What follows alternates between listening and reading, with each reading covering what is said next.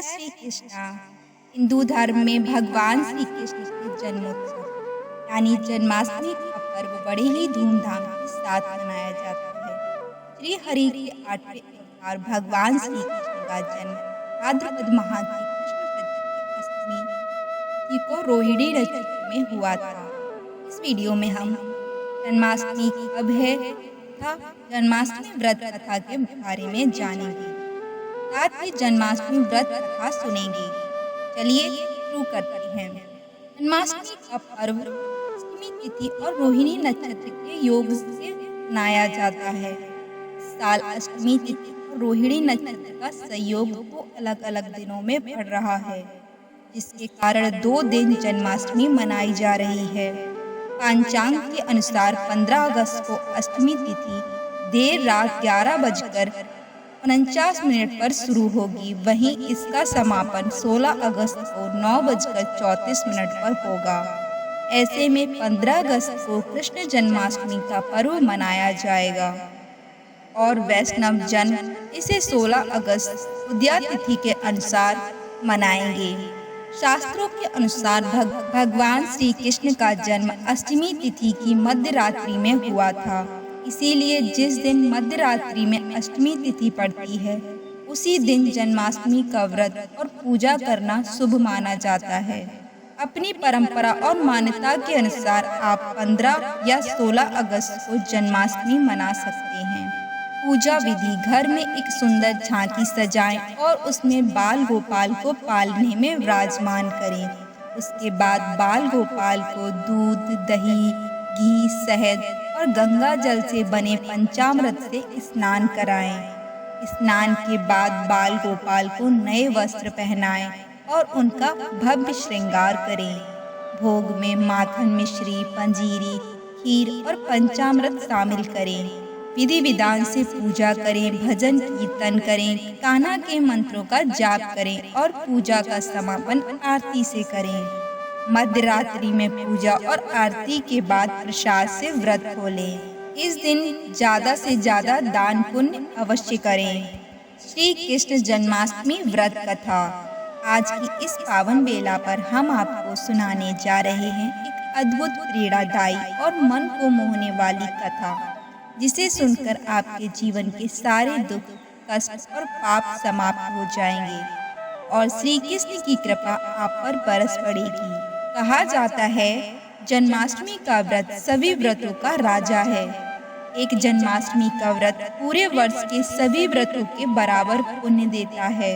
यदि इस दिन आप केवल भगवान कृष्ण के झूले को भी धीरे से झुला दे, तो वे आपके हृदय की हर मनोकामना को पूर्ण कर देते हैं। द्वापर युग का समय था। पृथ्वी पाप, अत्याचार और अधर्म से कराह रही थी।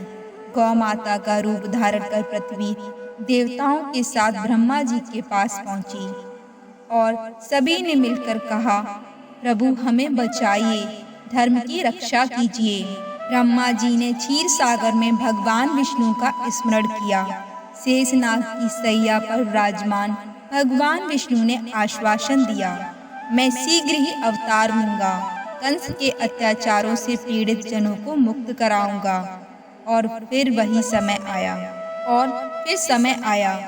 भाद्रपद कृष्ण पक्ष की अष्टमी, रोहिणी नक्षत्र, अर्धरात्रि का पवित्र क्षण, जब कारागार में पहरेदार सो गए, हथकड़ियां अपने आप टूट गईं और वासुदेव देवकी के सम्मुख दिव्य प्रकाश में नीलवर्ण, वंशीधर, मोर मुकुटधारी, लीलाधारी श्री कृष्ण प्रकट हुए। वासुदेव जी ने बालक को उठाया, यमुना मैया की लहरों को चीरते हुए गोकुल की ओर बढ़े। यमुना जी ने प्रभु के चरण स्पर्श की लालसा में जल स्तर बढ़ा दिया और जैसे ही चरण कमल छूने पाए, फिर यमुना जी शांत हो गईं। गोकुल में यशोदा मैया के पास सोती हुई कन्या को वासुदेव जी ने लिया और कृष्ण को वहां सुला दिया। यशोदा मैया के घर आनंद का सूरज उग चुका था। कथा यहीं समाप्त नहीं होती। एक दिन कैलाश से भगवान शिव योगी का वेश धारण कर नंद भवन के द्वार पर आए। मन में एक लालसा लिए कि मेरे आराध्य के बाल स्वरूप के दर्शन कर लूं। उन्होंने पुकारा, अलग निरंजन, पर यशोदा मैया कृष्ण के श्रृंगार में मग्न थी और आवाज ना सुन पाई। तभी एक वृद्ध गोपी ने मैया को सूचना दी, पर यशोदा संकोचवश लल्ला को बाहर लाने से मना करती रही। पूर्णमासी माँ ने कहा, मैया, यह कोई साधारण योगी नहीं, यह तो स्वयं महादेव हैं, शक्ति के आदिपति हैं। आखिरकार यशोदा ने कृष्ण को गोद में उठाया और बाहर आई। शिव शंभू ने लल्ला को देखा, उनकी आंखें प्रेम के सागर में डूब गईं।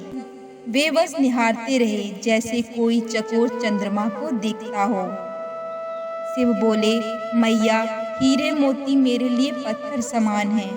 मैं तो मालामाल हो गया तेरे लाल का दर्शन करके, यही मेरी भिक्षा है। और कहते कहते अंतर्ध्यान हो गए। स्वर्ग से पुष्पों की वर्षा होने लगी और गोकुल की गलियों में बांसुरी की धुन गूंज उठी। राधे राधे। कहा जाता है, जो कोई जन्माष्टमी के दिन इस कथा को सुनता है उसे बाल गोपाल के दर्शन का सौभाग्य मिलता है और जीवन भर कृष्ण की कृपा उसके साथ रहती है। तो बोलिए जय श्री कृष्णा।